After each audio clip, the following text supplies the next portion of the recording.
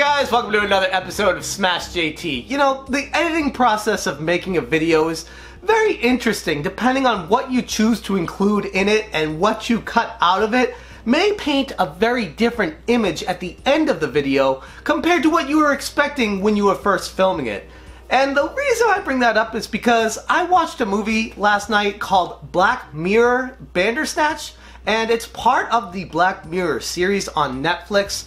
Very interesting concept. It's been done a million times before in the past, you know, the whole choose your own adventure books. It's similar to that, except it's film form. So you're watching the movie and you're able to make decisions that somehow affect the outcome of the movie, and it was a very interesting deep dive into a world that totally enveloped you while you were watching it. Not what I was expecting whatsoever, but that's not a bad thing. JT. Black Mirror Bandersnatch is something that I had not heard of previous to loading up Netflix. Not many people in my circle have been talking about this. I knew Netflix was diving into the video game realm. I just didn't know how far they were diving into it. As far as what Black Mirror Bandersnatch presents, you're basically following the main character named Stefan. He's a video game creator and he's trying to make a game called Bandersnatch, which is a choose-your-own-adventure video game in the mid-80s. And you follow him through this lifetime experience of how the game gets made, and the choices you make throughout watching this film affect how the actual movie goes and what directions it takes. Very interesting concept, and definitely gave me a different feeling than I've ever felt before while experiencing watching a video media form of entertainment. In fact, after watching it, going to sleep thinking about it, it was one of those films that definitely gave me a different kind of feeling of entertainment that I've ever had. When I woke up, I watched it again, tried to go a different path with it to see if it all circles back to the same ending point, which I don't want to give any spoilers in this, but I will say the movie does take some interesting twists and turns, and if you go the correct route through it, you will actually miss a ton of the backstory, which is actually the best part of this form of entertainment. I don't even know what to call it, if it's a video game or a movie. The experience, I guess we'll go with experience.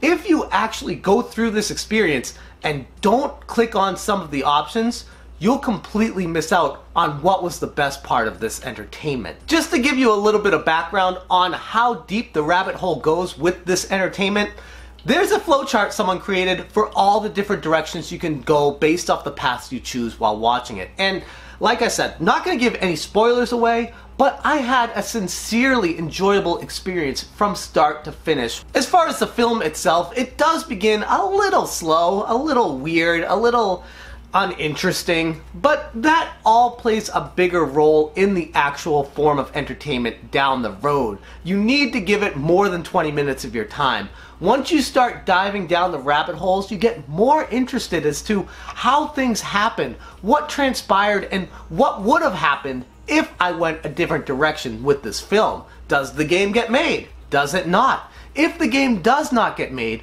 why did it not get made? And it goes through some pretty dark places. Things that kind of on the surface, kind of reminded me of Grand Theft Auto, where you as the gamer, you're able to do things that are outrageous. You're able to do things that you typically would not do as a normal human being in real life. You wouldn't walk down the street and punch a hooker in the face and take her money. Well, maybe some people would, but I wouldn't. But in Grand Theft Auto, you're allowed to experience that, playing out those kind of twisted fantasies to see what happens. What are the repercussions of doing this? Will the police come? If the police come, do I fight them? Do I run away? If I fight them, do I win? Do I lose? What happens if I win? What happens if I lose? So it's a flowchart kind of thing where each choice you make and each thing that happens brings you into a different area. And just like that, watching Bandersnatch and making decisions, it gave that same type of feeling. You get to do things that a normal human being typically wouldn't do. And while some decisions are extremely minute and may not feel like they change anything, they play a role in the experience later on as long as you pay attention very closely to what you've decided, you'll see them resurfacing down the road. One thing that was a little bit frustrating was sometimes it would give you two decisions that were basically the same thing, and no matter which one you picked, it would pretty much have a very similar outcome, and it was kind of pointless to have a decision there. But that was a very minor part of it. Typically, each time you came to a decision point, they were vastly different in the direction you would go. I would even say there were points of this experience that were, we'll say, jumping off points, where if you make a certain decision, it branches completely different in the storyline on where it's going to go. And follow that all the way down to the end, and if you find out that you didn't make the right choices or you didn't like how it ended, you have the ability to go back to that branching point and try the other decision to find out where that goes. And that is where the true excitement and entertainment comes from in this video entertainment format. I truly enjoyed the experience thoroughly. It wasn't the greatest movie or experience of all time, but it was definitely different. In this day and age where everything seems really recycled and redone over and over, the experience of being able to choose your own adventure in video format with really well done acting, a really well thought out storyline, it was something that superseded a lot of my expectations going into it. Going through the movie multiple times, I realized that the acting was actually superb, and some points of the movie broke the fourth wall so well that it was almost like an out-of-body experience while they were speaking directly to you while you were playing the entertainment media. It kind of reminded me of that arcade Dragon's Lair where you would pick your option, except instead of being a timing type thing, it would be more of a just read it and figure out which direction you want this to go type thing.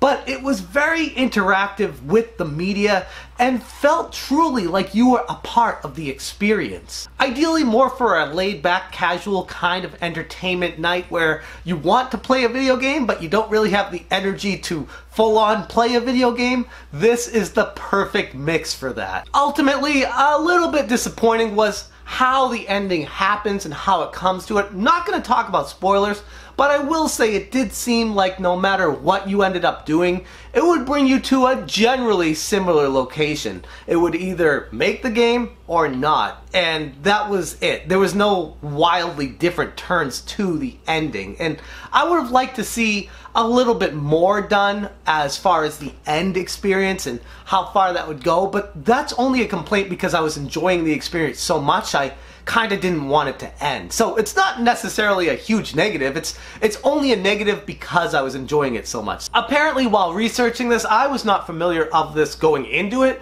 but Bandersnatch, the Netflix adaptation, was based off of a very popular Choose Your Own Adventure TV series. So if people are familiar with that, maybe that would give a little bit more context to how this went. But as far as someone who was not familiar with anything previously to it, I enjoyed the experience thoroughly and would highly recommend it to anybody who's interested in any kind of interactive entertainment from a movie style. It works well watching it alone. It works well if you're watching it with a significant other, although my wife did fall asleep to it. She didn't love it. She thought it was kind of bland and boring, but I don't think she was really giving it the full attention that it deserved in order to find out what the rabbit hole actually showed. So it's not for everybody, we'll put it that way. But for me personally, someone who enjoys interactive experiences, I love movies, love video games, love the idea of mashing them together, it was fun. I don't know how deep they can go with this and if it's something that could catch on in the future, but it's definitely something. There's something there. Strongly encourage you to check it out, and I'd be very interested to hear what your thoughts are on it. Let me know in the comments below if you'd seen Bandersnatch on Netflix, if you liked it, and if you liked it, what you thought about it, and if you plan on watching it if you haven't seen it.